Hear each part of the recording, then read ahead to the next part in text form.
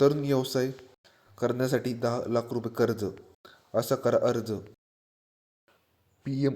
Loan योजना 2026.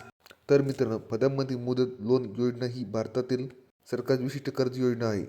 या योजनेच्या माध्यमातून उद्योजक महिला इतर नागरिकांना व्यवसाय करण्यासाठी कर्जाच्या स्वरूपात मदत केली जाते. ही योजना पेट्रोटेक्युटिंग development and free finance agency limited मार्फत चालवली जाते.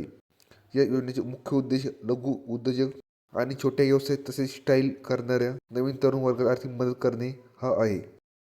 पी.एम. लोन योजना 2026. तसे मित्रांनो, या योजनेच्या माध्यमातून शिशु लोन, किशोर लोन आणि तरुण लोन अशा प्रकारे दोन्हीची येण्यात, ज्यांच्यामध्ये 50,000 कर्ज देण्यात येते. तर किशोर लोनमध्ये 50,000 ते 5 लाख रुपये कर्ज देण्यात येते. तसेच तरुण लोन या कर्जाचे 5 लाख रुपये ते 10 लाख मर्यादा आढळली येते.